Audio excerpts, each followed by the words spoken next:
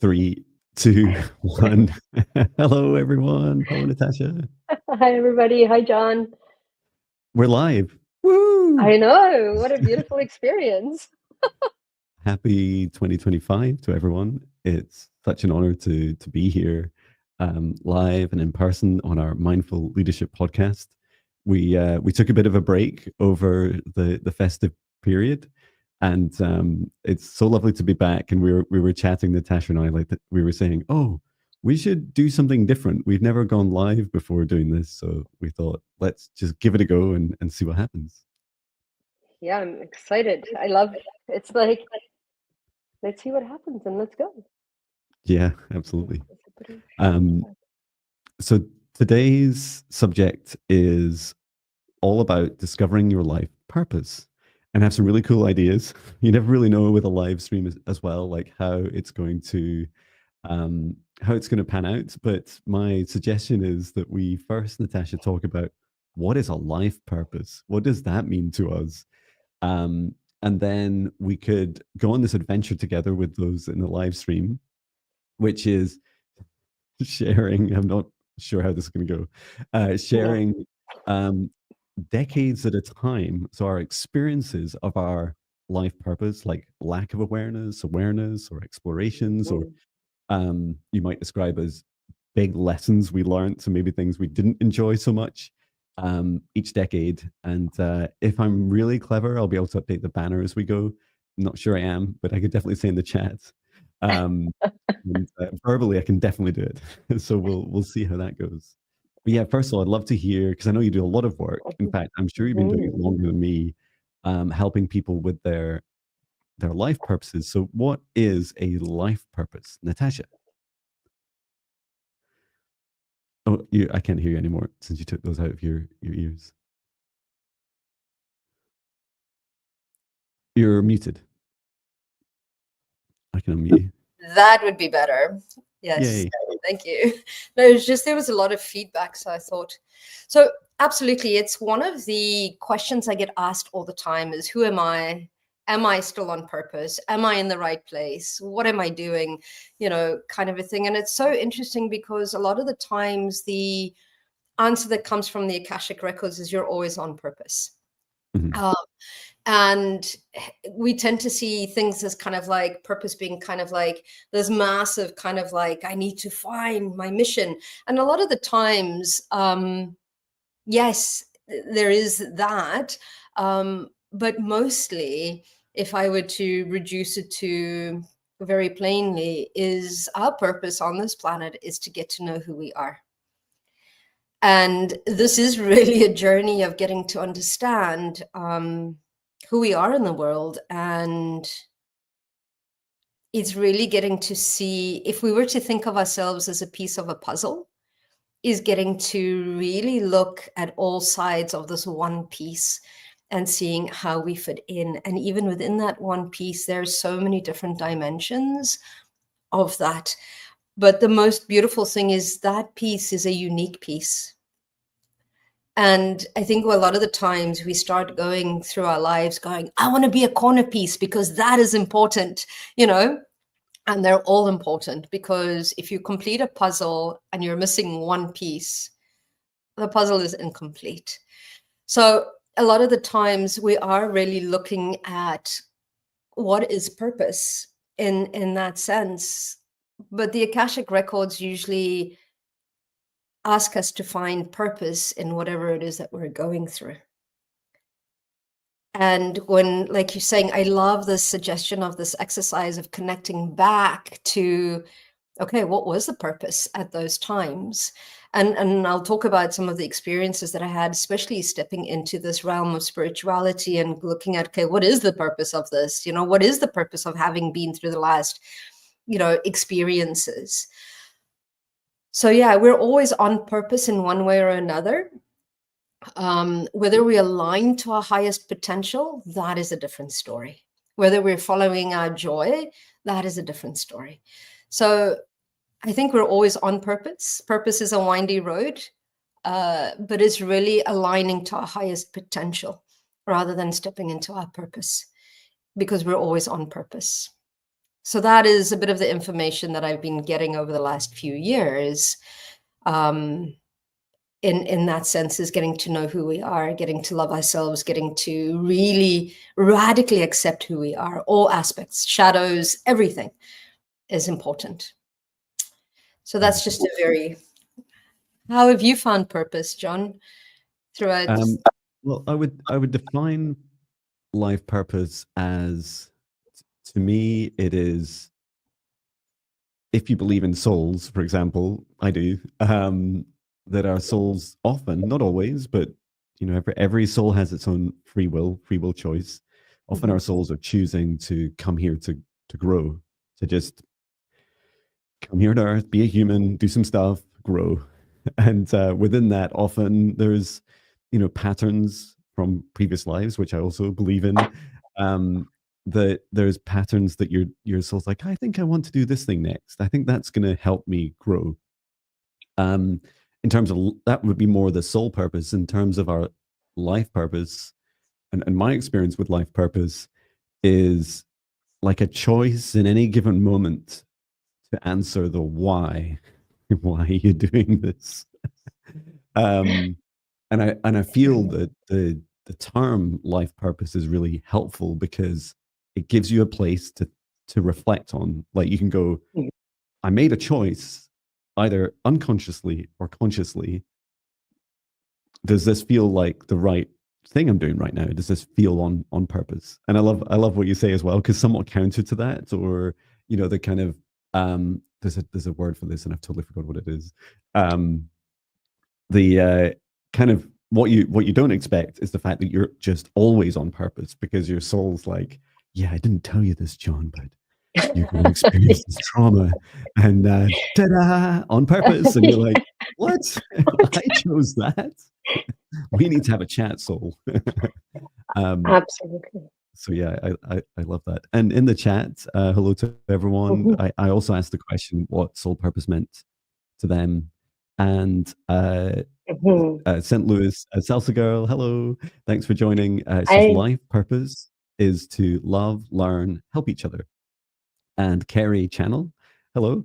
She says life purpose is what you're meant to achieve. Well, thank you for sharing. Yeah, no, that's absolutely, brilliant. And you're right that all these, so when I look at the soul's blueprint, it's almost kind of like when we are born, we choose certain themes that we're wanting to experience, right? Which is why we choose our lineage. So we choose our parents for all the awesomeness and all the not so awesomeness that they are, in order to learn and to expand. And these are the themes that we pick. And it goes further than just the lineage, like the country, the culture, all of this has a significance in our soul's blueprint. But our soul's blueprint, as you say, has every single possibility and probability of an outcome based on every single choice that we make at any given moment. So it's almost like we make a choice and all these plethora of opportunities show up for us, right? And then we make that next choice, and then all these plethora of opportunities show up for us in what we're wanting. And that's where the free will comes in, to support us in that. And I don't know who said this the other day. I was listening to an audiobook, and they said, when the ego suffers, the soul grows. And it's so true. And I was just like, that's such a great way to put in those themes that we've come to experience, and that growth that the soul has chosen, because it is who we get to know who we are through those experiences. And we learn more when we're going through those hard ones, but it's great, because I think as a collective consciousness, I think we're starting to learn a lot faster, and we're starting to step into purpose. And we're starting to realize that it doesn't have to be that difficult, and that we are actually we give life meaning. So all those filters that we are conditioned when we're younger and what we go through gives the life the meaning, the filter, the perspective, the perception to what we give to it. So Yeah. that's what I'm learning right now. Fabulous. And one thing I think is really important before I start asking you about, and us sharing our experiences about ages 0 to 10, like our experiences with discovering our life purpose, is also our life purpose is just whatever we want it to be. And it's a funny feeling, right? Because you always, depending on your belief system, you know, you might believe in a God or not, you might believe in a soul or not, you might believe in past lives or not, and all the variations in between. And it's really fascinating because sometimes I feel a bit like my soul stitched me up. Like this is like there is a lot of like what was I doing all those decades? And like you say, Natasha, I'm sure my soul's answer would be, John, you were on purpose. But at every moment, you still have the option to go, yeah, but I changed my mind. Absolutely. I'm just going to do something new now. This is my new purpose. I chose it. Absolutely. And So all of that is written. All of that is there, available to you always, which is incredible. Fabulous. So let's start with, I created a little banner. Let's see if this works. Oh, I'm so semi-professional. Okay. It's So while you're doing that, the lady from St. Louis says the first time someone told me that I chose my mother to protect her was just 5 years ago when I was planning, to self-delete, changed everything. Oh, that's amazing how that's come in for you. Thank you so much for sharing that. That's incredible. Thank you. We're all interconnected. Carrie Channel says, making babies happy by smiling at them as they went past in their pram, being around babies in general, and being sporty and reading. Oh, that's lovely. Thank you, Carrie Channel. Yeah, that is beautiful. I still do that. Yeah, me too. Babies see everything. They do. Yeah. I always feel like when a baby sees me, it's like, there's one. There's I'm like, what? What? Yeah, so you go first, Natasha. Tell us about your experiences of your life purpose. Any awareness of your life purpose or any explorations, age 0 to 10? Yeah. So very interesting. Okay. So absolutely. So I started thinking about this when you had mentioned the question. And I think from 0 to 10, I had a lot of the themes that started kind of like being imprinted in my being. So I think a lot of the times we explore a lot of the trauma that happens at the beginning of the year. So my life's purpose, absolutely. So my parents got divorced when I was 9. So it created a lot of those themes that started to come in that sense of kind of like responsibility and taking things on. So when my parents got divorced, my mom, we lived in South Africa, and my mom didn't speak much English. So I actually took on that role of stepping in and doing all the translating, and it really like probably set in that responsibility at that age. And looking back now in hindsight, it's given me that responsibility, and it's actually helped me to understand the karma between my mother and I within that, and the soul contract. So kind of like Carrie is very much an intertwined kind of like family, kind of like not only family, but soul family. So my family have been kind of like been born in many lifetimes into the same themes. But the biggest influence in my spirituality was really my grandmother. And she started laying down a lot of the knowledge and wisdom that is the basis of my spirituality in these days. So it was very much an understanding of what is spirituality, looking at, what were the reasons, that this all came up or this all surfaced, which was very, very interesting, because I remember sitting down and having a conversation with my grandmother, and and I used to ask her all these things like, what happens to the soul if you commit suicide? And, like, why are my parents getting divorced? And my grandmother said something so profound to me in the sense that I think it was the first time that I started looking at soul contracts. Mm-hmm. And she said to me, you know what, Natasha, your mother's contract is really to take care of you and your brother. And your dad's contract was to have you too, but it was also to have another child and another family and allow passage onto this planet, onto this earth. And it made such sense to me at that time that it really started to bring in a lot of the work that I do today. So I really stepped deeper into the why. Why is this happening?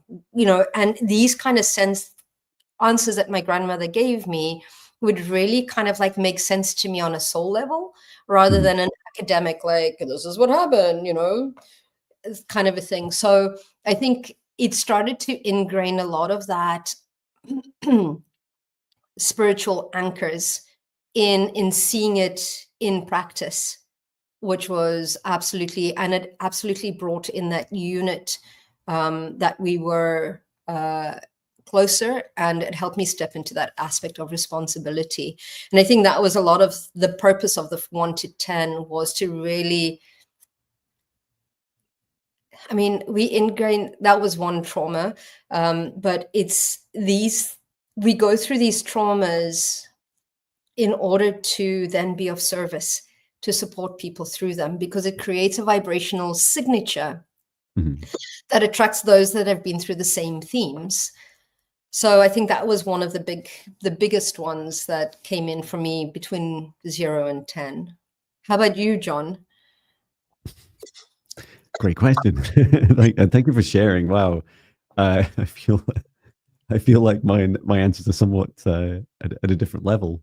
0 to 10, my family was together. My younger brother was born just in the last couple of years of, like, when I was 8.5. We're a family unit. We moved around a bit around Scotland and England. I enjoyed singing. I enjoyed being outside and skateboarding or roller skating or I'd get up super early and go down to the beach and build little huts and just sit on the beach for hours until people woke up. It was just me and the seagulls for hours, which I think back to the 80s and I was like, and I think it was just like 81 or 82, I started doing that. It's like, wow, I'm not sure I would allow my kids to do that now, but it was wonderful. And especially growing up by the seaside. And I remember having a fascination with taking things apart and putting them back together. Like anything old, like a tape player or a stereo, I was fascinated by how things worked. And I liked inventing things, building things out of little electric motors and little games I'd take to school and stuff. Did I mention singing? Sang a lot. And I had one or two like quite profound dreams that there was an inclination of something bigger than just John's life. I do remember very clearly age 6. It was almost like a kind of small awakening where I was stood staring at this beautiful view over the East Beach in North Berwick, where I grew up for a lot of my childhood. And I was staring and I was just thinking, I think I feel really happy. I think I feel like age 6 is an amazing age. And I was like, this epiphany. It's like, I'm grateful. I'm really happy. And it was a really interesting anchoring point. Like it felt like, a good time to be alive. Also, the world was so different looking back. I remember my brother wore the odd T-shirt that said like "Save the Whale," and our awareness of like the environment was very different. The environment itself was very different. And I think there was a general. It feels like back then there was more hope that somehow humanity would save themselves, just burn out the planet too fast. So yeah, that was my experiences. I have very early memories, like going back to just a few months old. I remember the front. A lot of it is because we moved house all the time, every 1 or 2 years. So I remember I could just locate it I just go, what house was that? And I remember the front. I remember crawling around looking, I remember the front door, this must have been like 77 or 78. I was born in 76. And just seeing, I could draw the front door right now. I remember someone took a sledgehammer and knocked down our front wall out of anger. I don't think it was anything to do with us. They were just like, that's it. Here it goes. So there was some lively events as well. But yeah, that was me, 0 to 10. That's amazing. I see you actually sitting on the beach, like building stuff, just you and a bunch of your guides, like having full-on conversations. Yeah, that's right, yeah. All of your guides, Yeah. your friends from the other side. That's awesome. Thanks. And hello to Tom, and Auntie's also joined us. Auntie says, trauma, zero, so this is 0 to 10, trauma purpose was to take care of adults who didn't have it really take care of themselves. And significant, more authentic interest in animal and nature conservation, seas and land wildlife. And Auntie says, the land wildlife also represented authenticity and natural freedom, which I feel I'd lost. Thank you so much for sharing. Thank you so much for sharing.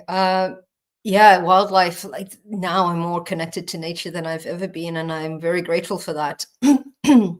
So I think from like, what are we, my early teens, from 10 to 20, I think we just survived teenagehood, I think, moving forward as well. Just, I have 2 teenage daughters, so just with seeing what they're going through. But growing up in South Africa was quite different at that time as well. So I suppose, yeah, it was a lot of responsibility. But the awesome thing that I remember as my teens is that I was always fascinated with kind of like all the witchiness that came through at that time. So absolutely, completely open at that time, because my mom used to go to spiritual kind of like, in South Africa, there's quite a lot of spiritual gatherings, I suppose, like at a church or whatever. And there was always some sort of a development group that my mom was part of that we used to go to as well. Although that used to freak me out sometimes, especially in my later teens, because my mom's friends were all psychic. So sometimes when they'd come up to me and they'd like rub my back and be like, how are you doing? And I'd be like, oh my God, what can they see? Do they know what I've been up to? Kind of those things. So yeah, I think I experimented. I went through a lot of phases. I went through a gothic phase. I went through a hippie phase. I went through a rock phase. I went through listening to live music, but I also went through, I suppose I started smoking at that time, and doing all sorts of kind of like really rebelling against, I suppose, the system. But at the same time, I started reading a lot of books on spirituality. I remember reading a lot of Lapsang Rampa books. And I remember that I have a cousin of mine and I were very, very close. And because I was reading a lot of books, I would be like reading a book on auras, and my cousin Roy would come and visit me because he's 10 years older than I am. He used to go to university close to where we lived, and he'd come in and I'd be like, okay, I've just learned this new technique. Sit. And we're going to stare at each other until we see each other's auras in our past lives. And luckily he was into all of this stuff. So there was a bit of I think I experimented a lot with different vibrational frequencies and a lot of things like that. So I think that started to really, really mark my, my continued on in that spiritual learning as well. But back then you didn't talk to many people about this stuff because they just thought they probably still think we're weird and odd and limited and all the rest of that. But they're incarcerated less. Exactly. So there was a lot of that went on. I also had 3 near-death experiences in that time as well. So I got hit by a car as a pedestrian. And that was quite profound, like as a kid, and I felt so awful. So that was another experience that I went through. And then a year after that, I almost drowned in the sea. And then shortly after, like mine, like 18s as well, almost drowned again.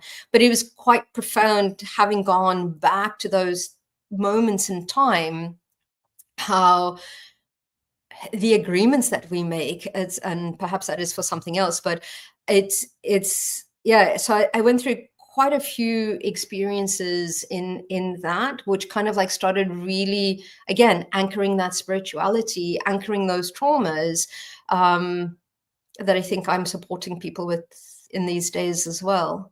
So it was really opening up to the good, the bad, the ugly, and just really seeing spirituality in a different form as well. And then finishing high school as well, and looking at, and that's when I got into my mom sent me off at that time, and she said, okay, go and do a business computing kind of like course. So I did an intensive kind of, back then we still used to use DOS and like Yeah, yeah. Windows 95 had just been coming out, all the rest of that. So that's where I started in kind of like my IT kind of like journey, and started really, leaving high school and stepping into that professional kind of space as well. But I was going out a lot at the same time. So yeah, that was Wow.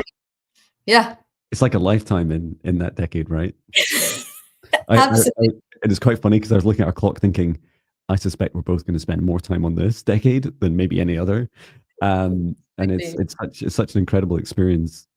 Yeah, thank you for sharing. I also got I got knocked down twice. I got knocked down by my primary school teacher who no longer taught me at the time, and it was arguably my fault. Like I literally ran out in front of them as I was trying to keep up with my brother on the way home from school. And then, but I was fine. And then the second time I was on my bike and got knocked off a couple of years later. Again, I was fine, but it's really fascinating that those experiences happen. Oh, I don't know where to start with me. It's like the earlier years, I was doing a lot of sailing. I sailed for many years, right up until about into my late teens.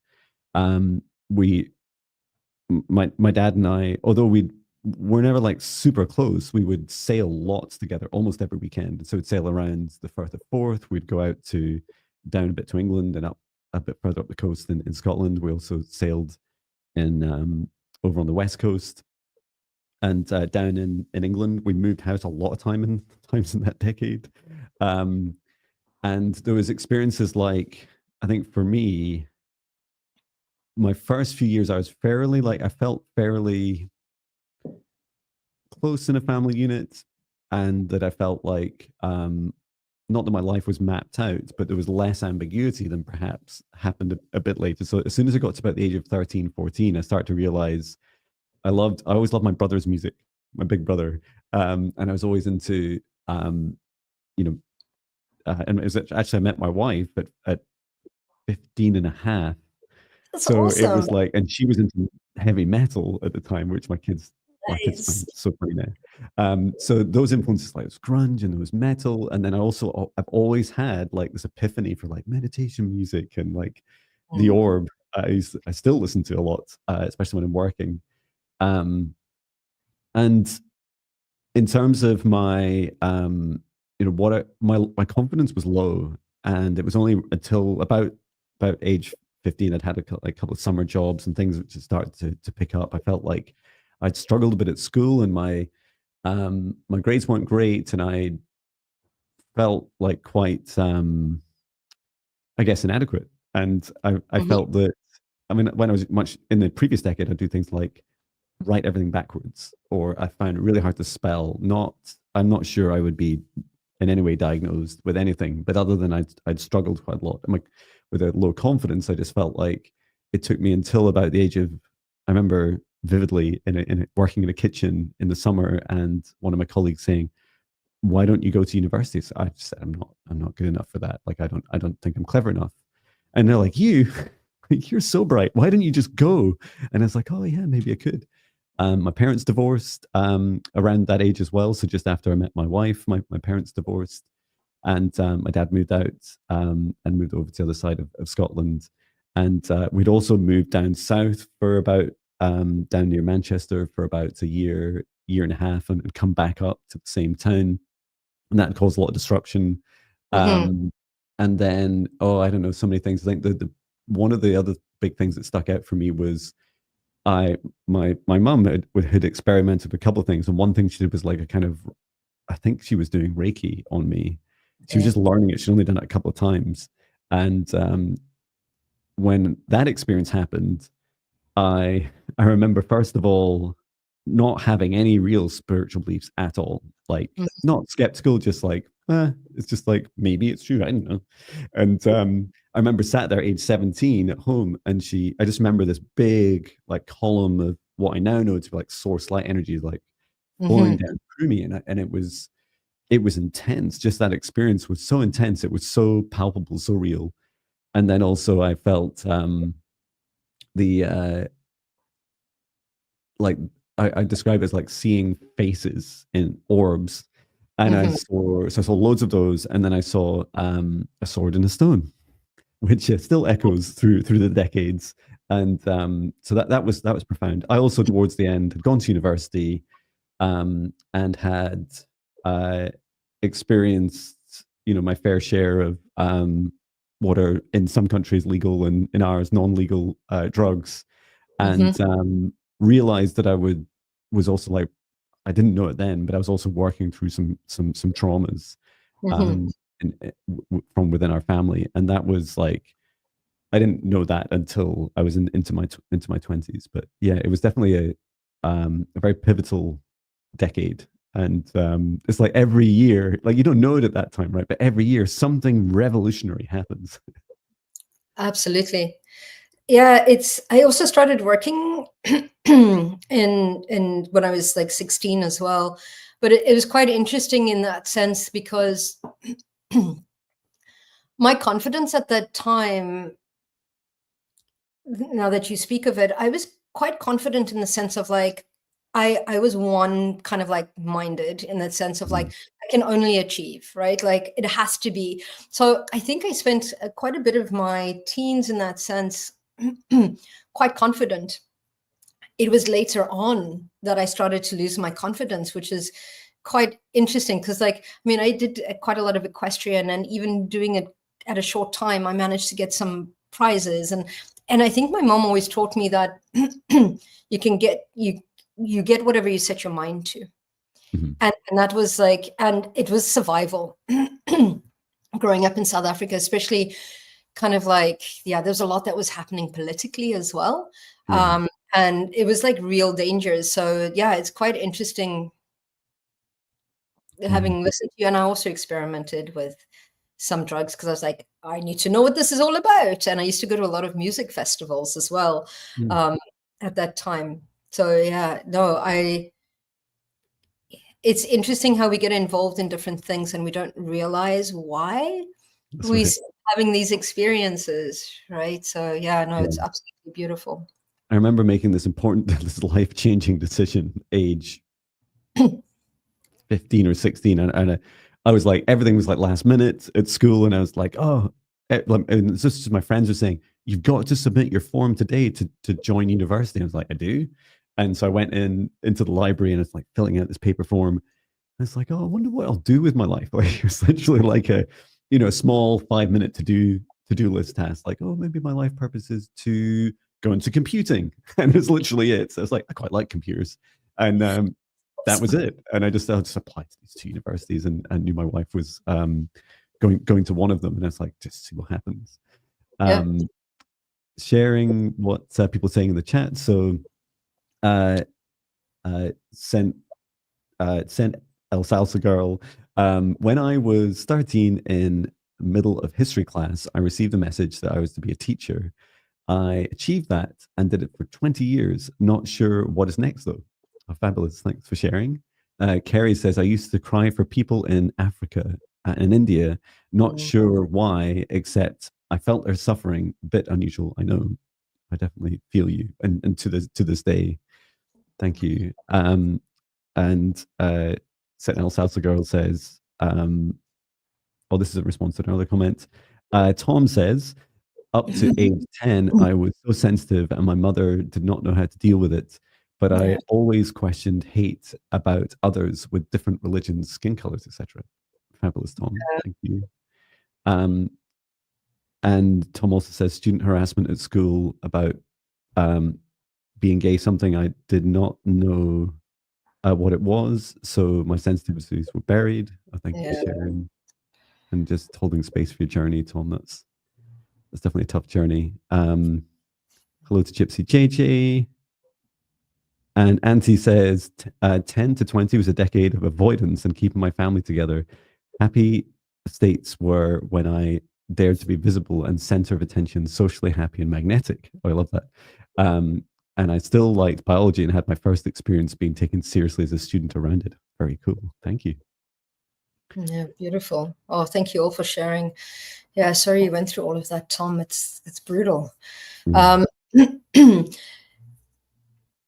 Yeah, so I can see purpose like, yeah. So what are we, 20s to 30s? Yeah, That was when I was like, Natasha. well, 20s to 30s was, I think it was the best decade in my life. It was when I had finished school, I had done my computing course, and at 21, I was like, I always had this notion that South Africa was third world. I want to go to Europe. I want to go and learn. I want to go meet my dad's side of the family. I want to go learn about my Portuguese roots. I want to know all of that, but I want to go travel the world and see the world.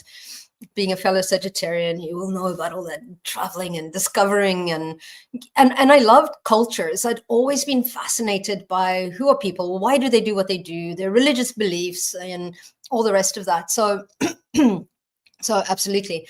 21, I was like, I used to work for an import-export company, and I had been there for 2-3 years. It was a great company. I'd learned so much. I mean, a lot of the boss's knowledge and wisdom I still use today. So I've been very, I'm so grateful for the different places that I've worked, because they've always been really marked who I am. But again, we call in these people, which is beautiful. But I was like, I'm going to go travel the world. I'm going to go and see it. I'm going to go Europe. The UK is first world. I'm going to learn about how things are done in the world. You know, this is where I'm going. So I ended up in London, didn't like London too much. I felt very, very claustrophobic. And I was like, I'm not going home. I've still got like so much to explore. And I actually got proposed to. I was dating this guy who actually liked me in primary school before I came traveling. And we were like calling it quits. You know, I'm going to go travel and all the rest of that. And then I met up with him later on in that first year of me coming, and he proposed. And I was like, no, I can't do that right now. I need to go and discover who I am, discover the world, and see what is going on in this in this life or this planet or whatever it is. So I did quite a lot of traveling. So didn't like London. I had a friend that was up in Edinburgh, and I absolutely fell in love with Edinburgh, but the adjustment was quite hard for me. So what I did was what I do best. I threw myself into work. So I used to work 3 jobs at a time. Absolutely loving it. And I thought, you know what, I'm going to work my ass off for 3 months, and I'm going to go travel for 3 months. So that's what I did. I always had an office job. I had a pub job, and I had a nightclub job. And, you know, sleep was for the dead. Who needs to sleep when you're like 20? Like, you don't need it. Like, what the heck? Like, I don't need that. So off I went, and I did a lot of, like, I used to work and a lot. Like, I remember I had Thursday nights and Sundays off. And that's what I used to do. And obviously I couldn't sustain it. And that's where my pattern of burnout started to come through as well. And I was just like, can't do this. And then I ended up moving into an apartment, and this is how I got introduced to working for that IT company that we both worked for, because I had one of my flatmates' friends was a salesperson, and they said, oh, well, we're looking for somebody that does sales and marketing. And because I'd been working in various offices, I was like, okay, I'm going to go for the interview. I've got a small business computing course, don't know much about IT, but I'm going to go for it because I'm going to try everything almost once. And I remember leaving that interview thinking, oh my goodness, that is so embarrassing. I don't know anything. There's no way I got that. And I ended up getting the job. And it was such a huge learning curve. And there I realized doing sales and marketing that I didn't like cold calling. And that's why I was like, I'm not doing this. This isn't me. This isn't part of me. I know. And that's when I fell into kind of like that marketing aspect of my career. And then I remember saying to my boss, okay, if I'm going to do this, I need to learn. At that time as well, I also met my life partner at that stage.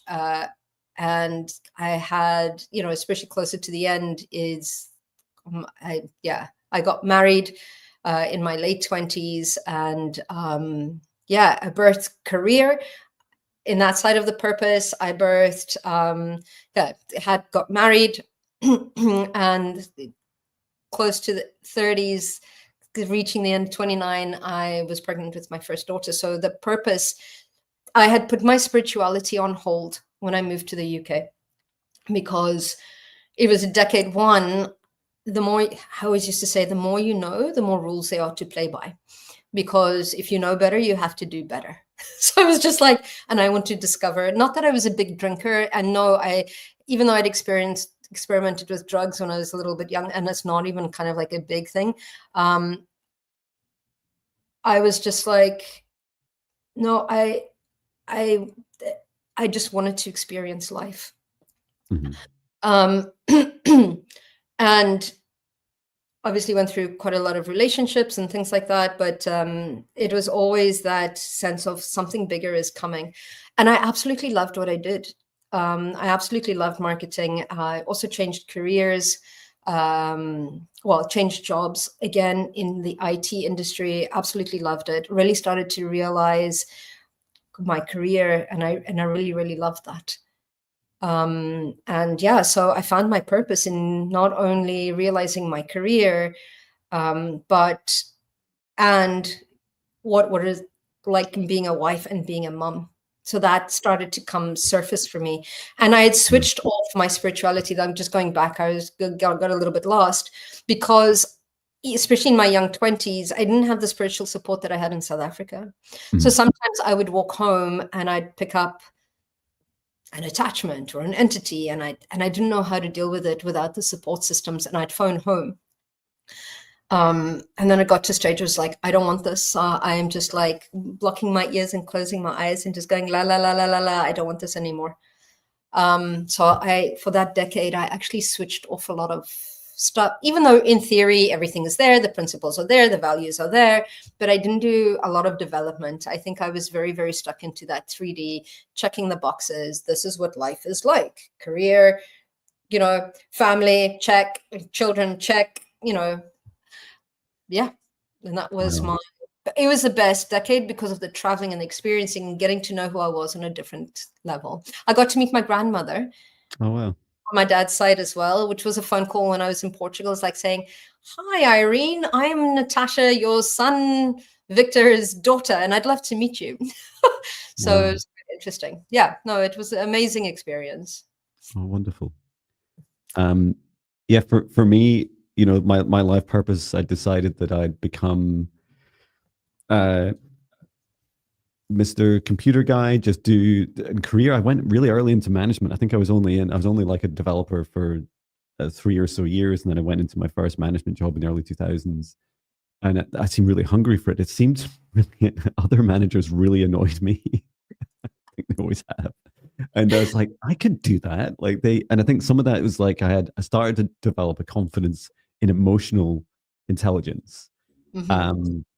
Even if I didn't think I was the best developer or, people manager in the world, I felt like actually I could navigate things maybe more smoothly than others. And you can tell in that statement there's a bit of competition. Like I felt like somehow I was competing against some other people or version of me. I don't really know. But yeah, I'd left university. I had my only kind of spiritual activity had been a somewhat incessant pursuit of reality, trying to understand reality through some of my exploration into drugs, and then just realized that wasn't really very healthy, and it didn't help me with much at all, but it didn't help me with my work.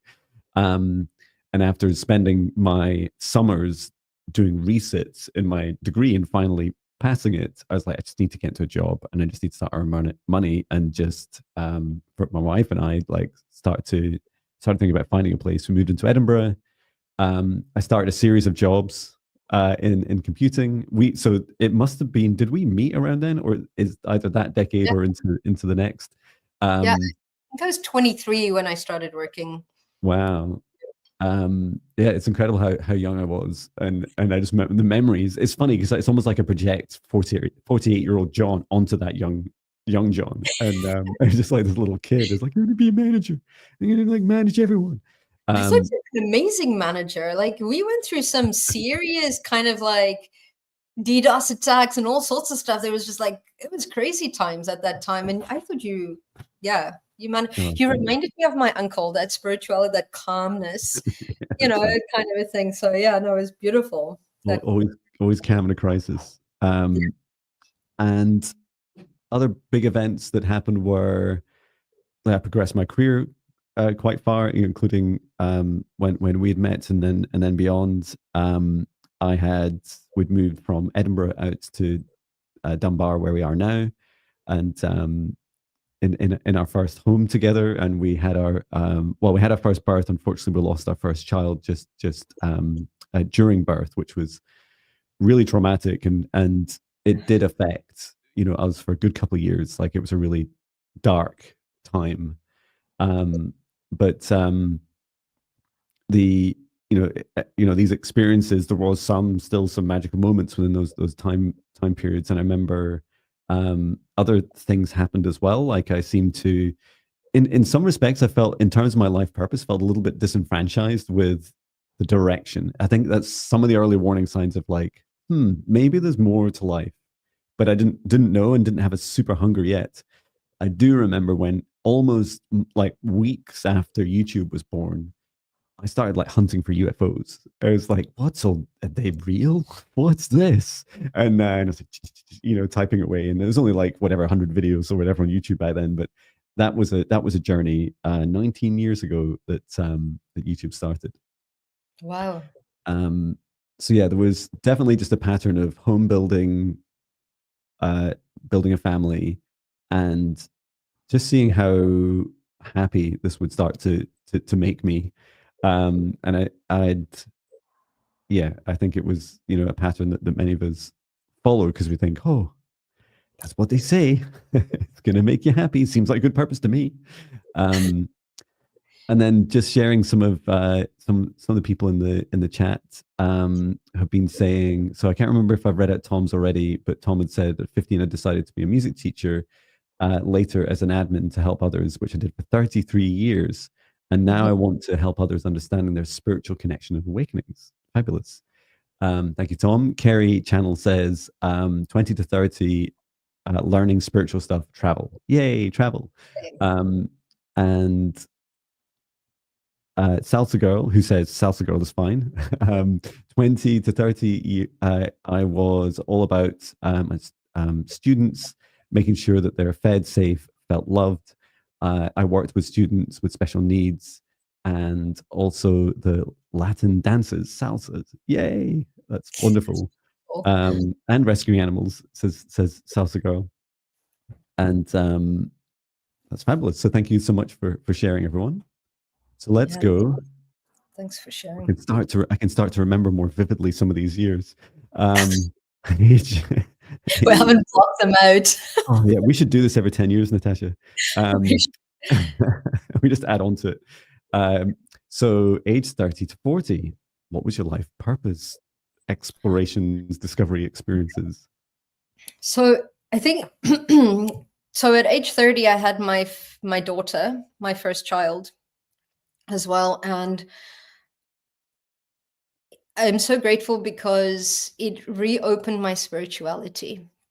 I remember sitting, because there was this moment of quiet where Steve had just left the room to give people a few calls. And I remember Lara was next to me, and I saw 2 rows on either side of my bed of beings. Mm-hmm. And I hadn't had a vivid image like that in a long time. And I remember thinking, oh my goodness, who is this child that they've given her such a beautiful send away, into this lifetime. So I had a bit of a moment, but now that I look back, it's where it started bringing in that spirituality aspect of it. And I had married a Canadian, and we decided that we were going to move to Canada because of the open spaces. And it was very much, actually, after I had my second child, we decided 2 years later that we were moving to Canada. And that was, and I was at the peak of my career as well at that time. So I was managing quite a few teams in Europe and all sorts of stuff. And I thought, it's okay. Well, we're going to move to Canada. It's going to be great. I've moved once before. I can move again, and it was kind of like I'd spent a lot of time with my family. It's time to be with, Steve's family and just experience something different. So off we went, and I moved to Canada, and I found it really hard to find work because the way we moved to was very much oil and gas experience. Mhm. And it was a belief system that one needed oil and gas experience in order to market it. So it was very interesting in that sense that I ended up having to intern. And it was like, I'll do anything. Like I can throw my hands at anything. So it was quite beautiful in the sense that it gave me that humbling experience of kind of like, it's okay, back to kind of like minimum wages if you've just started a career. Meanwhile, I was drafting these beautiful kind of like business and marketing strategies, for my manager. But that was also the first time that I had experienced some kind of like workplace bullying. And that for the first time, I was just kind of like started to become really, really stressed out. I didn't adapt as well as I thought I would. I think I adapted a lot easier to Scotland than I did when I first moved to Canada, which is surprising.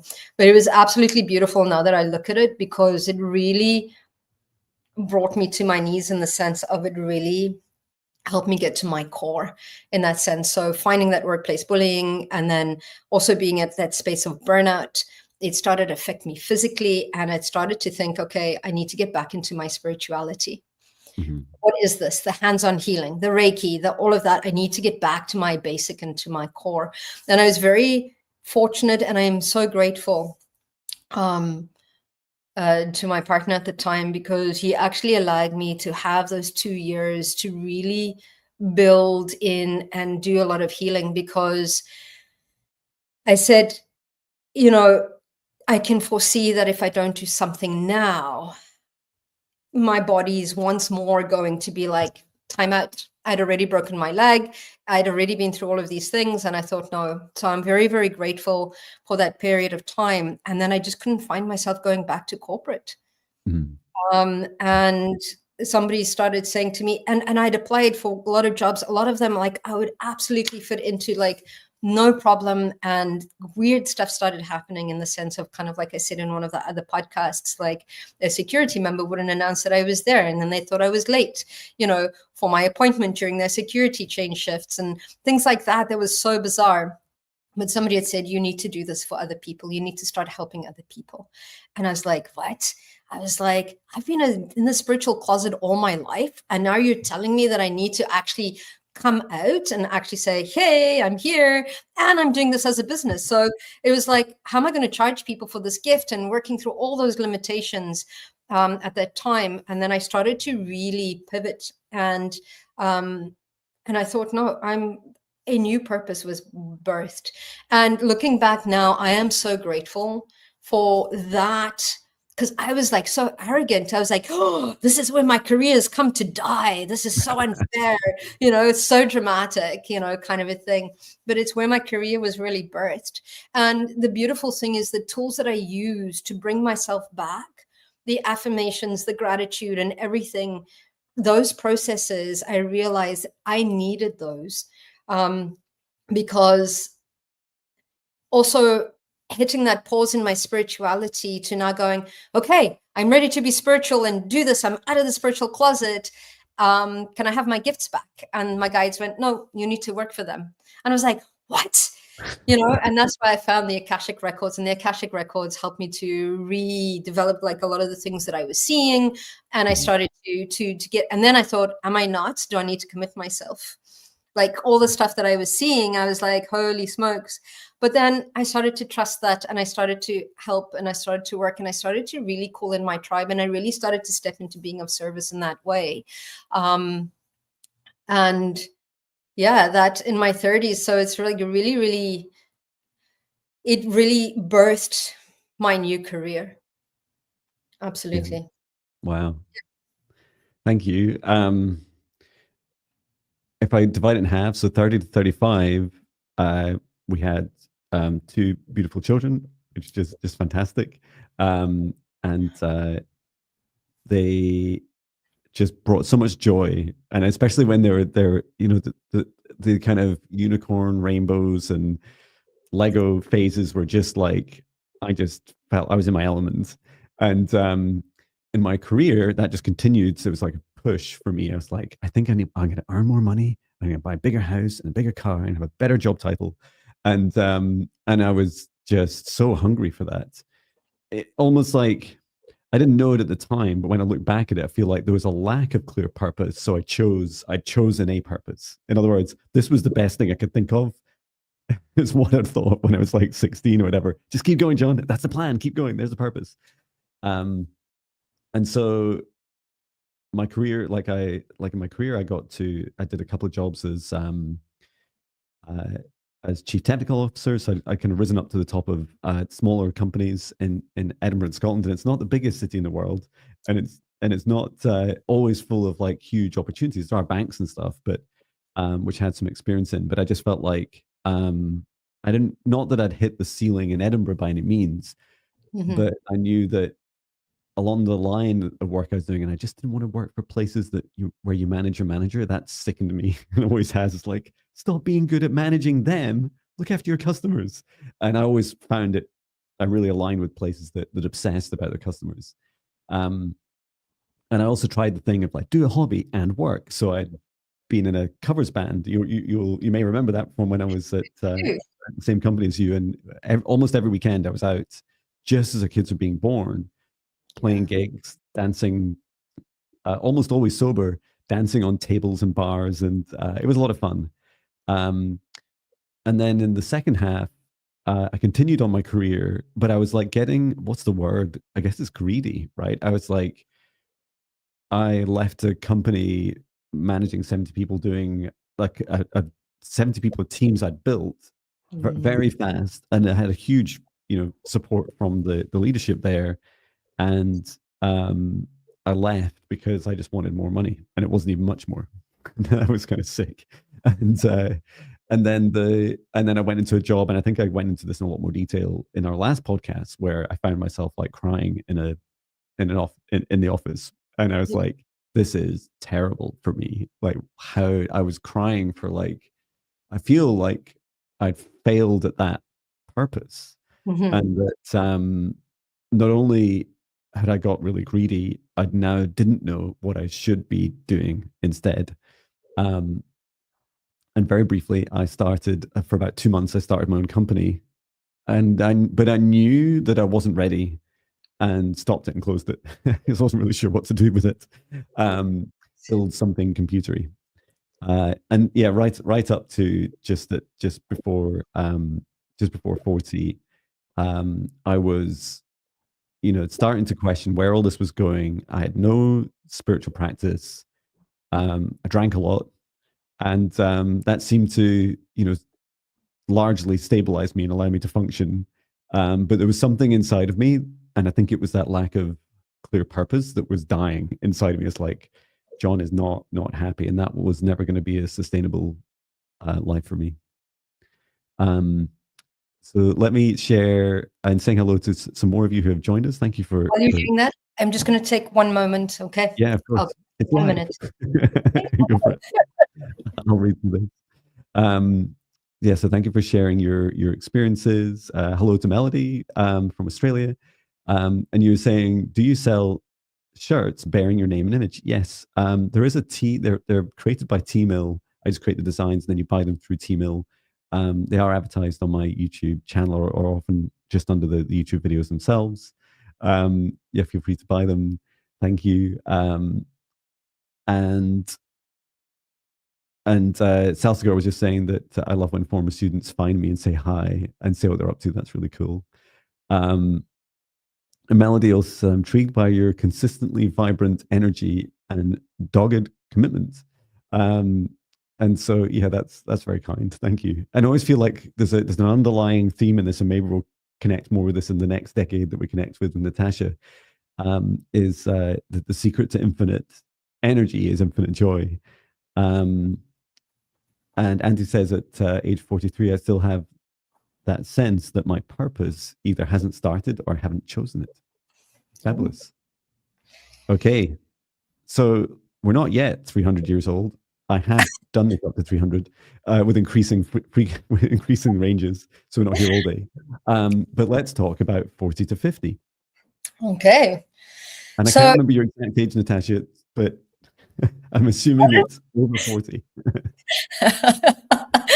Well, I think we're born on the same day, which is pretty awesome. I think I was just born a year after you. Wow. So it's yeah. So yeah, my 40s were very, very interesting as well. So in the sense that, so launching a new career, really I started to look at, so it's quite interesting with regards to purpose. The question of purpose always started coming in. You're always on purpose. You're always on purpose. You're always on purpose. And I'm like, so what is like the last kind of like 15, 17 years of being in corporate and doing marketing have to do with my spirituality? And usually it's like, you don't go through anything just to go through it, because there is some purpose to it.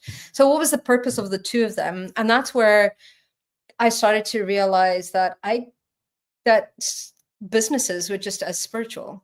And I started looking at kind of like spirituality and business, spirituality and connecting into all the other aspects of our lives. I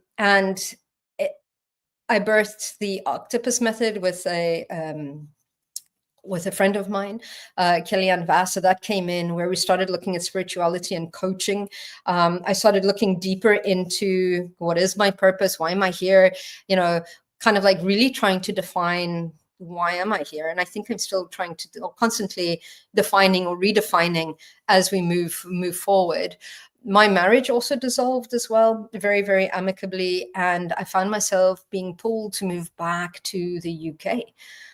Which was quite interesting. And so I got I moved across the pond back to Edinburgh, to where my daughters were born, with the girls, my mom, and 2 chocolate labs. And then I got here and I was like, oh, I don't know what the temperature of spirituality is here, because when I was in Calgary, I managed to get an office. I used to share an office with an amazing acupuncturist. And I really started to, I think, become known in spirituality, especially within Calgary and within the Akashic Records. I started teaching, which I never thought I would. And yeah, so I found myself moving back to the UK. And I've been back for probably the last 3 years. Well, it is the last 3 years. Will be 3 years now in August.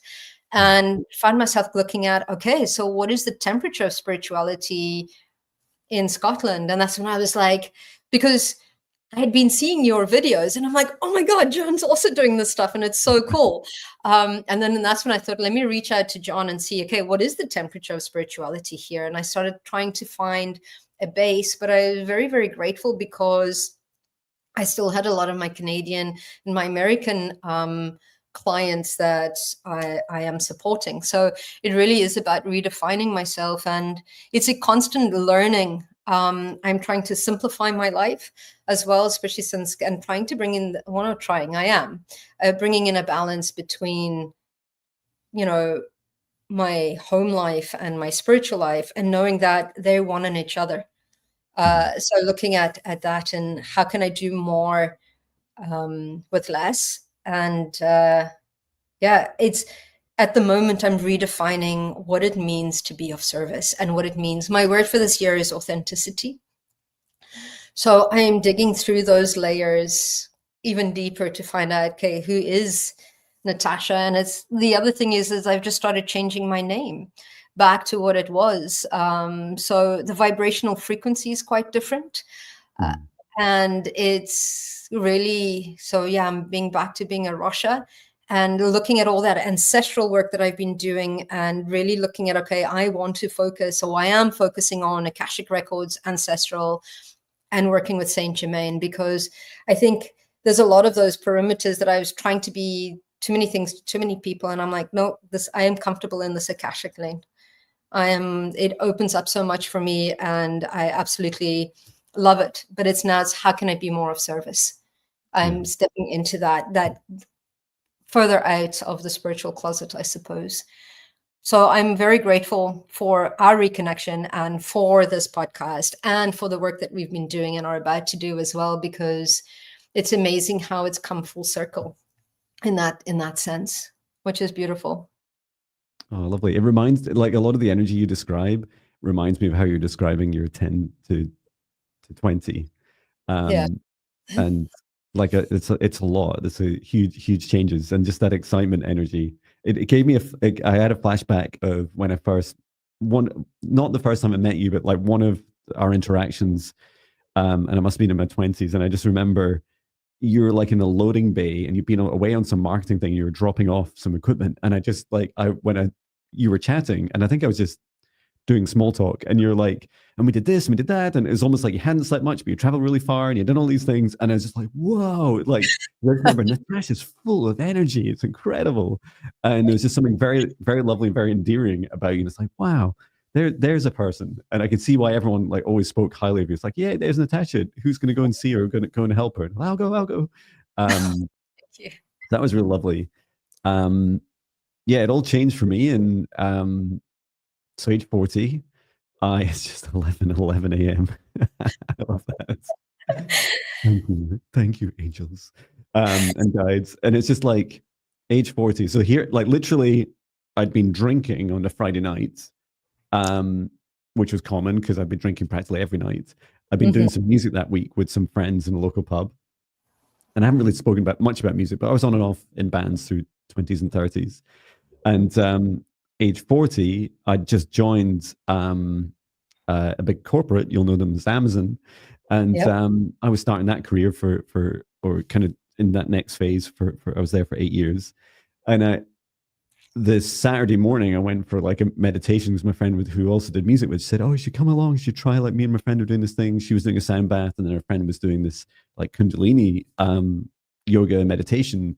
And I was like, sounds good. And I do remember being still a little bit hungover, even though it was like 10 or 11 a.m. And that just changed my life. It was like, I meditated properly for the first time.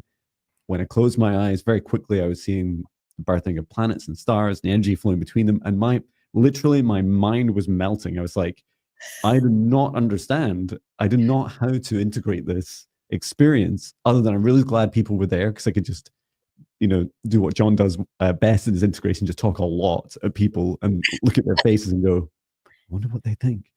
And took that decision there to start meditating every day. I asked the teacher, can you do it every day? Is it safe to do it every day? He said, yes, do it every day. And so I did. And I still keep in touch with her every now and again. I said, look what you did. You did this to me. Yeah. Which she always laughs about. And that started what started as an undercurrent, so you can't meditate. Well, I couldn't meditate very easily with drinking alcohol, so that stopped quite quickly. And I started to realize the energy, the frequency of it was not good for me. It was very low. I also realized that I needed to create time. And I think that's when I properly started getting up. I'd varied my start times. I've always been an early bird, but I started getting up at 5 a.m. It's like, get up before the rest of the family wake up, do the things you love so that they always happen. And that became an everyday thing. And I started asking my, a lot of this. I started asking my spirit guides. I'd heard of those. Lots of spirit guides. It sounds like they sound amazing. I'm sure I've seen them in movies, like people like Homer Simpson, when he's lost in Alaska or whatever, talks to this woman. It's like a shaman guide, and it's like, wow, this is so cool. I wonder if I have them. I wonder what they're like, and started asking to speak to them and ask for messages. Still do that every day since. So yeah, on the music side, wrote a lot of songs, over 2,500. I meditated exactly the same amount of time, a little bit more because I'd take the odd day off music, and my life started to change. I started to realize, okay, there is more of a life's purpose. And I remember, so this was, I guess, thinking back, I've only made 2 decisions about life purpose, maybe 2.5. The first, just going into computing, see how it goes, John, when I was 16. And then now it's been like, this was just about 2017, 2018. I remember realizing that, because a lot of people tell me, oh, John, you're so tenacious. Like, you just like, even when people disagree, you're like, people would sometimes call me like a glacier. It's just like, it's just like this ice sheet gradually moving across, reality and shifting it as I go. Yep. Even though a lot of the time I'd be frustrated and I didn't really know my true power. It was just like, I think I can change it. Just keep going, John. Just keep doing it every day. So I remember thinking, well, if I focus that purpose, it will allow me to succeed at whatever I do. And I also won't end up doing, I learned this from my corporate jobs, like I wouldn't end up doing the wrong thing. I wouldn't, seek fame or fortune. Like, I'd choose something that was truly rewarding. So I'd only just met them, but I asked my spirit guides, and they said, and I asked this over multiple days because they kept asking, unlike the 5-minute decision when I was 16, when I was in my early 40s, I just spoke my guides every few days, and they just kept saying the same thing. And it's the name of your channel, Raising Vibes. Yeah. And it's on my, I'm not going to stand up. It's on my t-shirt too. And I was like, what does that mean? Like, what kind of a life purpose is that? And I just didn't get it. I didn't get it, other than I started to integrate it and realize, I think for me, that means that it's making people happy. Yeah. Great. I think I can do that. Let's make people happy. Let's make lots of people happy. And you'd often hear me say things like raising the vibes of billions of hearts. And it's still part of my mission today. Forward wind, the 8 years I had at Amazon, the last 2 years I'd gone part-time because I realized there's a shift, John. There's another big choice. So I guess I went from, a 5-minute decision to a few days to then, I need to maybe spend as long as what felt like somewhere between a year and 2 years making like a decision about my career. And it wasn't until I went meditation teacher training, because my wife was she's incredibly grounded, and she said, do something, like explore something, try it out, get a qualification, something, to try it and see what you enjoy. Because I knew I wanted to do more than just be in this lovely little music studio and just focus on online work, because I would just stay here happily for the rest of my life. In my own little misery, like a little prison cell. And literally I've got padding on the walls now as well. So I explored that, and mindfulness meditation helped me come of all the things that helped me do, other than I really enjoyed the experience and enjoyed the class, was it helped me come out as a psychic. I was like, I kept crying in every meditation. It's like, Jon Binnie, and I think I'm psychic. I don't even know what that means. And it was just like, I think it's real.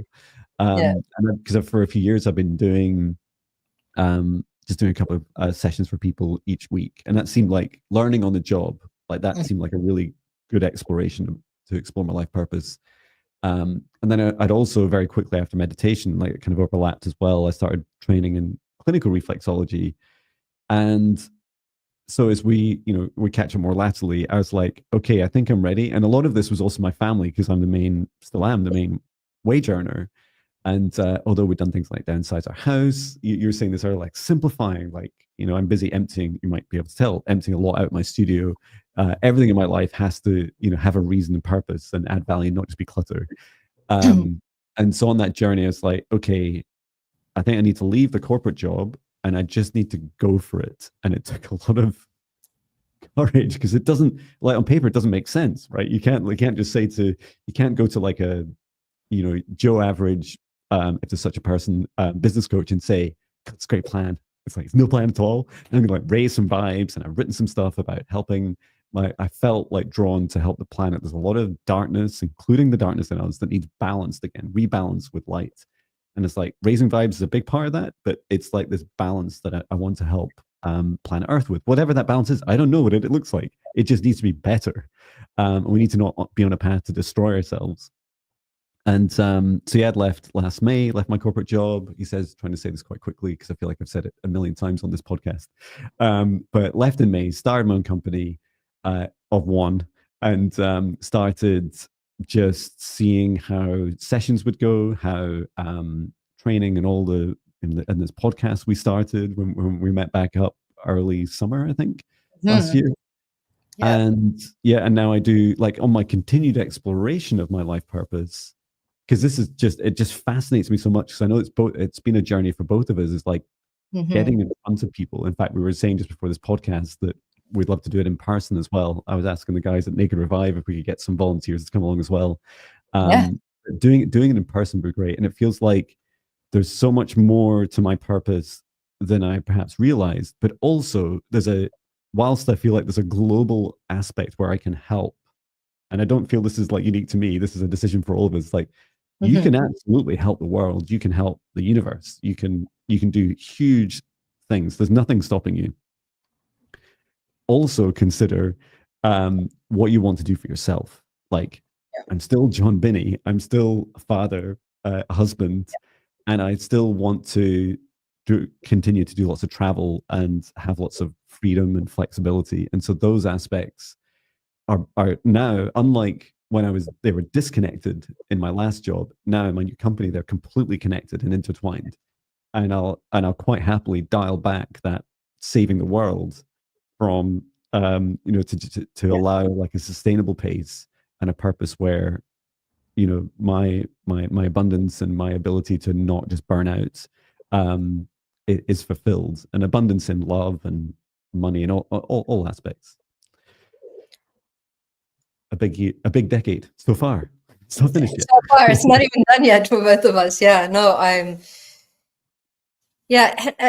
I think we're always on purpose. I think it shows that somewhere, somehow, we're always on purpose, which is pretty incredible. And I think now I've started to shift my mindset into the sense where I think subconsciously I called in purpose the first few decades. This decade and the ones to come, I think I'm consciously now creating that. Again, leaving some space for the universe to co-create, but it's no longer is it happening to me, but it's happening for me. And I'm looking at how is it happening for me right now. And it's I am so grateful for this journey. And for all the people that have supported me and that I've been able to walk beside on their journey, because like with everything, we're always attracting what we need, what we require, what we're putting out there.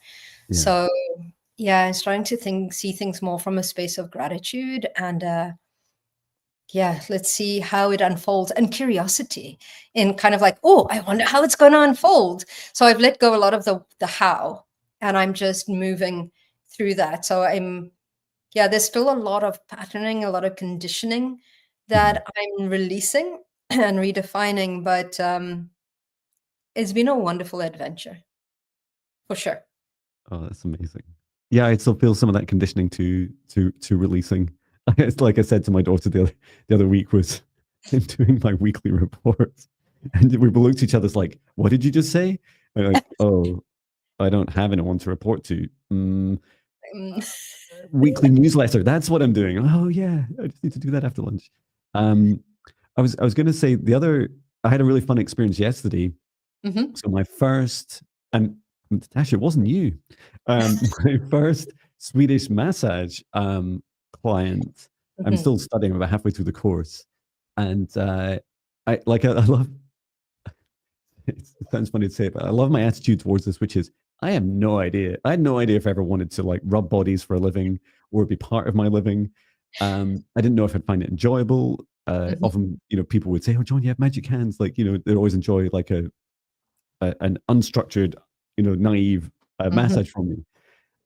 But then I started training in it, and I love the training. And you feel that excitement and magic, and you can't explain it. You're like, I don't know why. It just is. Like, it just feels good. Like, how do I know I'm on purpose? Because it feels good. It feels joyful. Where is it all going? No idea. How's it going to happen? Don't know. What's the plan? There isn't a plan. Just a purpose to help people. And when I did my first session, yesterday I was so nervous, and I was setting up the room. I spent an hour and a half setting up this room. You've been in it, it's like quite small. There's not a lot you can do in an hour and a half. And it's like, what are you going to do? And how are you going to remember your moves and all these things? But that felt really good because it felt like it was excitement, not anxiety. And I wanted to go really smoothly. And then it was fabulous, really fabulous experience. And I had a really lovely testimonial. And I just remember afterwards thinking, I think I really enjoy that too. I wonder how that's going to factor in what I do. Doesn't matter. It just feels good, feels on purpose, feels on track. And also, and before I read out some of people's comments, thank you for everyone sharing. You get to choose, right? Because some of my clients will say to me, what's my purpose, John? And I'm like, I can tell you what your guides say, what your higher self says, even what your soul says. I can even go into the Akashic records and find out, where, like, what directions you're going, what lies ahead of you. But you still get to decide. And it's just like when I started with raising the vibrations, it's like, it's just so broad. Like, where do you start? And it's like, it doesn't matter where you start. Do start.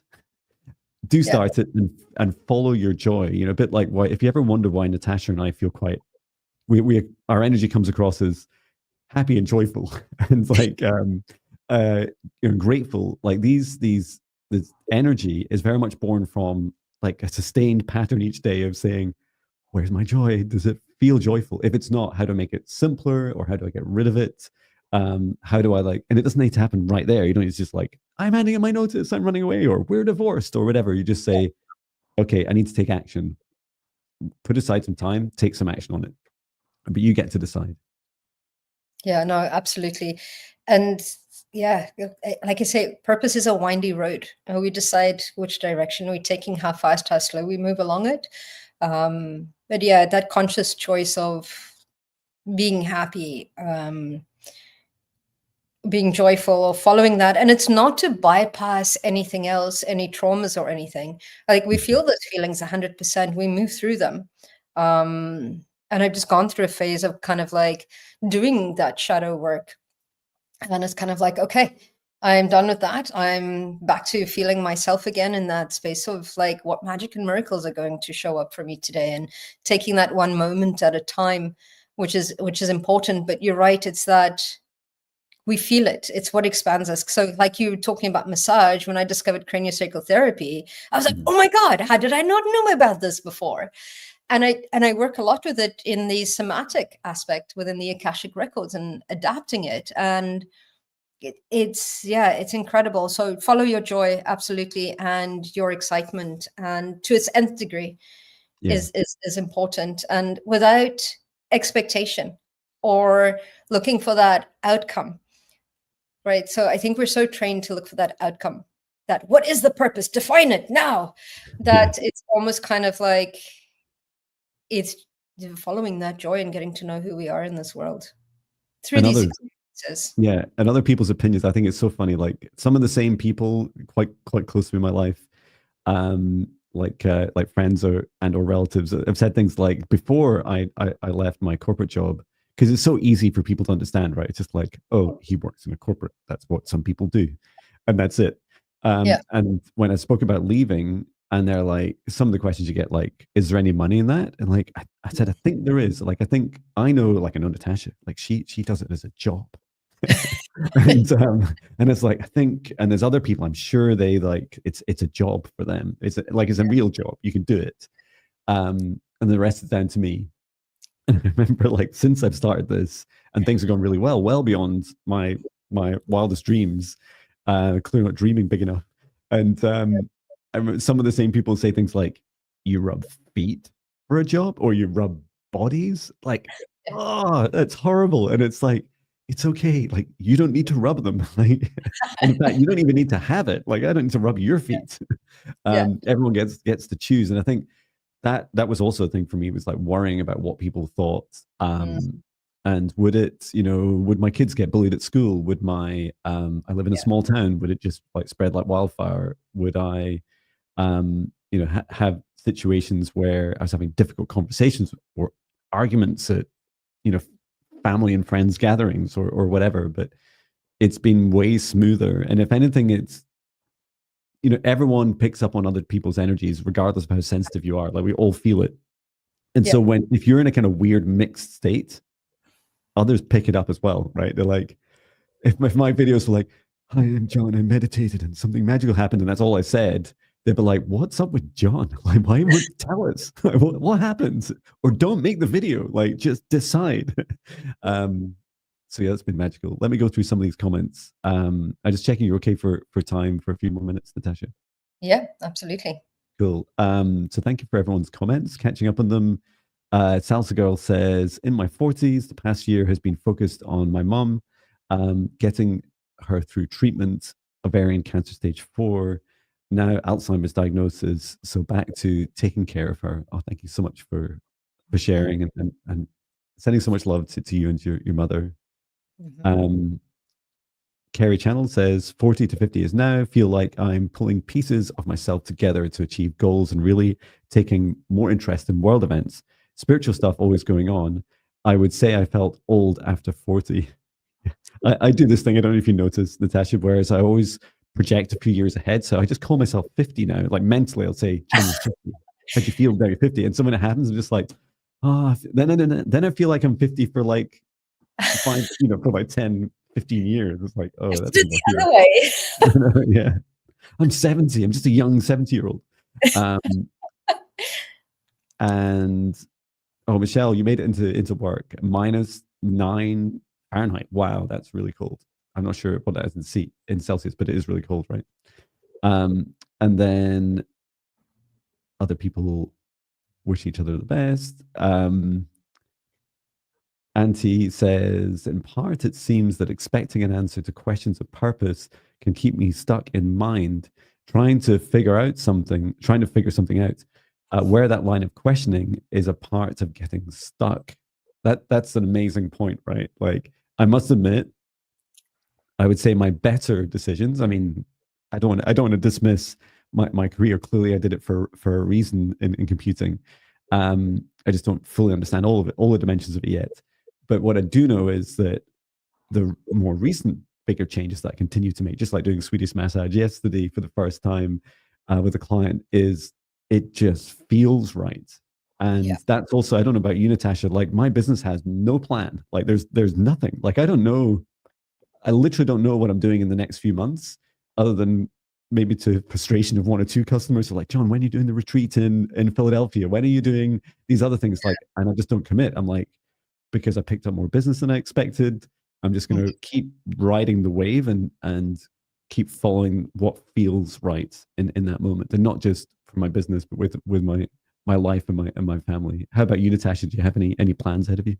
Yeah, no, it's quite interesting because I have a trip coming up in India very soon, and is quite interesting because it was just like I feel like I need to do it for spiritual development. And I was speaking to a very close friend of mine, and they were saying, "But what is the return on investment? And what is this? And what is that?" And I was like, "Whoa, I don't know. I just know I need to be there right now. I just know I need to do it. It's part of a shift that I'm feeling within me." And they're like, "But have you worked out your costs?" And I'm like, "Kinda, but I just know that I need to be there." It's like, it's just one of those things that are just like, it's an opening up. I just feel that there is a shift that's coming. I don't know what it looks like. I'm not even planning a lot of it, but there's this aspect of like a trust. So there's a little bit of working, and then there's a little bit of internal working, I suppose. And so it's like I'm looking forward to it to see, and there's no expectation. It's just I know that I need to be there, and that's it. That's Feels right. That's so cool. Feels right. You know, when you said the words "working," the car horn went beep beep. It's like working. Hang on, but it feels like a Vision Quest. Vision Quest. I mean, I don't think I follow the traditional definition of Vision Quest, but that I did that just after I left my corporate job. I actually went back to the place that I could first remember living in the central Scotland, and spent days there in a camper van with my dog and explored the place and explored my childhood memories. And I realized that my dog's climbing around in various equipment behind me. But I realized that I was finding the version of me that had no programming, had no before I entered the machine. So yeah, that's real lovely, and I think that's just fantastic advice. Is just to follow what feels right. You'll know it because it feels so good. Tom Yeah. says 30 to 40, left a marriage and came out. Oh, congratulations, Tom, and Yeah. that's so wonderful. On coming out in terms of leaving your marriage. Sorry that happened, but still didn't understand, and it feels like a great growth for you. You said you did what you should have done 10 to 15 years earlier. I also started drinking 40 to 50, advocated for my students and others that need support. Thank you for sharing. And Tom says, many teachers said that they worked under someone like me. Seriously, I worked to support and not get in the way as I wanted as a teacher. Fabulous. And let me keep going down. Lots of other comments. Thank you for them. I'm just reading through them. I'm reading them all. I just not read them all out. And Tom says, my guides just told me don't look for validation. Validate for yourself. That's Ding, good. light bulb. Yeah. And I knew this, but I needed to knock on the head. And later, Michelle says, same here, John. I'm 49 years old. I'm feeling 50 already. 2 months to go. Happy birthday when it comes. And I'll have 26 years at this job. Grateful with this job. I can still focus on my spirituality. Oh, that's wonderful. Beautiful. Well, we kind of ran out of years, Natasha. I did. Let me do this. It'd be really funny. I did do this because I wrote them, so I'll just show them. Whoa, 50 to 26. That's wrong. 60 to 70, 70 to 300. What? For maybe this is you watching this back, Natasha, in the future, and you're like, oh, you remember we did that video and we went through the decades. What's if you were looking back, perhaps age 70, or maybe it's 100, and you're looking back at your life, how have things gone? Well, I think I'm still living my life's purpose, still not question anything and adapting to what's coming in. And I still see myself as being of service in a bigger way. And I think I'm looking back going, oh, I was so wee, like little like pat on the head. Who knows what's to come? But it was just like so much. I'm looking forward to the adventure. And I just take one day at a time. And how about yourself, John? Oh, my life was amazing. Thank you. I'm still going to keep living on to into the hundreds, which when I was age 48, still struggled to get my head around. But I just keep being told it's happening, that our longevity is going to change, especially the more you follow your joy. And I remember that I no longer care about like the how or the detail, and just let go. And it just, everything's so much easier. Like I can eat ice cream on this roller coaster now. Oh, I love that. Without getting it all over my face or other people. I actually enjoy it. And it just all feels really good. I'm so glad I made this change. I still get to do some client sessions now and again. And I still enjoy like seeing videos like this. Hi, John, in the future. Hope it's all true, by the way. No pressure. No pressure. But yeah, just really blessed, really grateful, and seeing that now there was reason, there was purpose behind all of this, and that it didn't really matter what I chose as a life purpose, more that I chose in as many present moments as I could. Beautiful. Love that. So wise, your older self. Yeah, we're just so wise. Yeah, it is. Well, you know what? It's really funny. I was reflecting on this morning. Someone was saying to my clients in a client session, like, I'll just change some of the specifics, but it was like they were saying the other day, they're saying, how did you know, like when I was age 6, that those things happened in my life? And I thought for a moment, it's like, I didn't. In fact, I still don't know. All I did was ask like your spirit guide. And it's, I think in many respects that was knowledge, and then wisdom, like being able to like actually have The good news is it's knowledge and you're going to learn it, John. The bad news is you're going to have to do it for it to become wisdom. Like, oh, okay, that's why I get to do all these human things. And yeah, that definitely feels like a journey to, for example, the Hyatt's John videos every morning. Yeah. It takes me the day, right, to like understand it, to integrate it, to feel into it. Like, what does it really mean, John? Like you just told a bunch of people a bunch of stuff that came in. Like, what are you gonna do about it, John? So yeah, I feel that's a big part of our journeys. Beautiful. Great. Shall we do? We always do a short meditation. Shall I do one? Yeah, absolutely. Okay. Before my dog patch, I'm a little bit nervous because there's some paint in the corner. As I've been decorating white, as you can see, and so it may be spilled over the carpet, or he's drinking it. Okay, so we will do a mindful meditation. So this is quite different to my others on my other live streams. And if you'd just like to join me, we're going to start with a deep breath in through the nose, nice and deep. And breathe out nice and loud. And again, breathe in through the nose, nice and deep. And breathe out any sad or low vibration feelings, nice and loud. Perhaps you'd like to join me in placing your hand on your heart for a moment. It doesn't matter which hand. And I'd like you to feel into your heart. Say hello to your heart. Hello, heart. Allow your heart to tell you how it feels right now.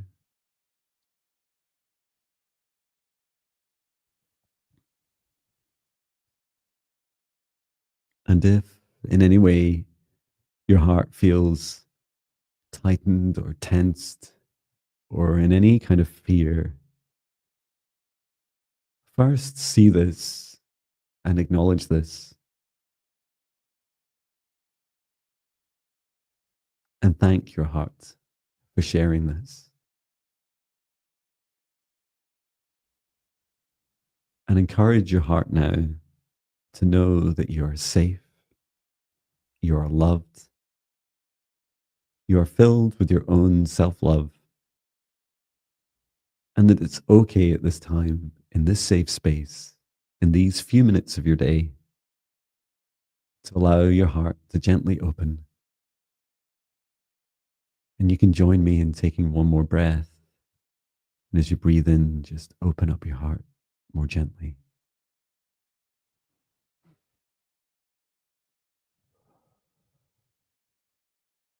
Good. And we're going to ask just a couple of very simple questions of your heart. And I want you to focus on the feeling, not the words, not the things that your mind is telling you. I want you to listen to your heart directly. As you ask this question, heart, what fills me with the most joy?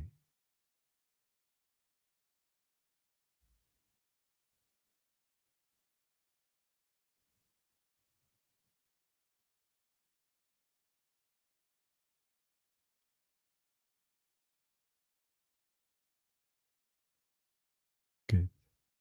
And just in case for a moment you were lost, even just a little bit in your mind, I'd like to just ask your heart this clarifying question.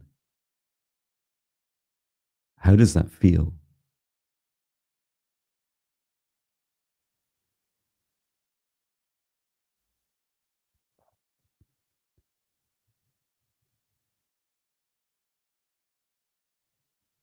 And with your hand, hold that feeling in your heart. Catch it if you like it. Hold that joyous feeling in your heart. It's yours. It's that feeling that only you can give to yourself.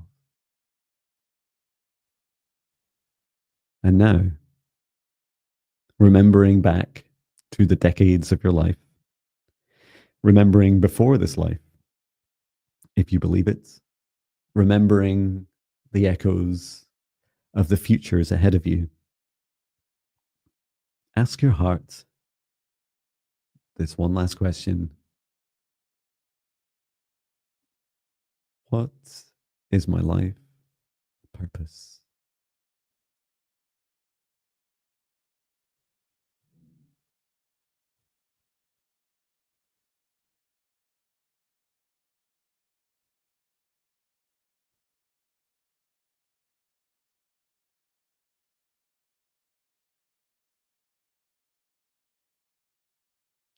And as you allow this to come in, to receive this, focus on the feeling of that purpose. How does it make the rest of your body feel?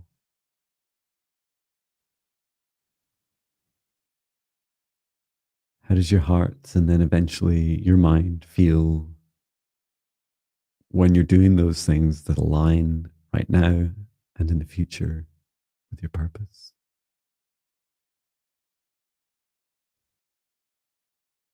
I'd like to leave you with this practice and this gift and this exploration into your purpose. You can hold this feeling for as long as you wish. It is yours and yours alone. Everyone unique, everyone with the free will choices to change their minds and change their purpose whenever they wish. And this means you right now. And when you're ready, I invite you to come back to your body with a remembrance of this experience. You can open your eyes when you're ready.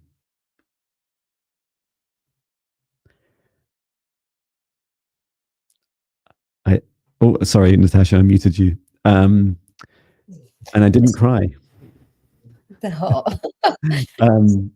It was really, I don't know about your experience, Natasha, but mine was, I could see myself doing, like, helping a lot of people in the future, and it felt really amazing. And it was like, and John, remember, you balanced that with helping yourself. It's like, yes, I get it, I remember.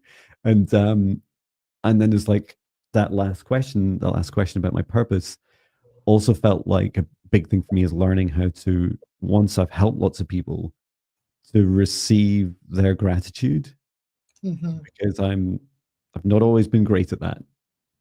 Okay. And what is a life purpose if you can't tell yourself at the end of it, hey, you did it. You did really well done. How about you? Yeah, no, it was just a lot of being of service in a deeper level, on a deeper way. And there was a lot of freedom within it, in a sense of letting go further. And there was just so much joy, so much happiness. That's the core that I found, still feeling that way. That was amazing. Thank you, John. I love your meditations. They're absolutely. Yeah. If only I knew it was all so simple. Just ask your heart. Have a chat. Just ask your heart. Absolutely. Literally. Wow. Oh, thank you. And thank you so much. Oh, there's one more comment to read out. Carrie says, "Wow, that was amazing. I saw the feelings in heart were from my karma. Life purpose was making music and grace." Beautiful. Oh, really beautiful. Thank you. Well, thank you so much, everyone. Thank you, Natasha. We did it live. We did it. We did it. It's really funny because we always do these unedited, and good news, we don't need to edit this either. I know. And we get to chat with people too and ask you about your experiences. So thank you so much, everyone, for coming along and joining us. This will be shared across lots of different platforms, across Spotify and lots of different places. So please do check out the Mindful Leadership Podcast, which is a separate YouTube channel, which you'll also see me sharing links for on my channel. And follow Natasha if you don't already. Thank you for those that have joined us from Natasha's channel. We can see everyone's comments together in one place. And yeah, I guess good luck. I think I'll see you before you go to India. Okay. I think, Yeah. and yeah, best of luck, everyone, with your adventures and the upcoming planetary alignment as well on the 25th of January. Beautiful. And we'll do one of these from India. Yay. I I'm coming think. too. Yeah, that would be awesome. Yeah, we'll bring you along. And Just for and the then podcast. exactly. So it was amazing having so many people, so many energies join us. Like I absolutely love doing this live. Thank you, John, for suggesting it. And yeah, no, wonderful. My pleasure. Thank you so Thank much. you. And I'll Okay. end our live stream. Thank you, everyone. Take care. See you soon. Bye, everybody.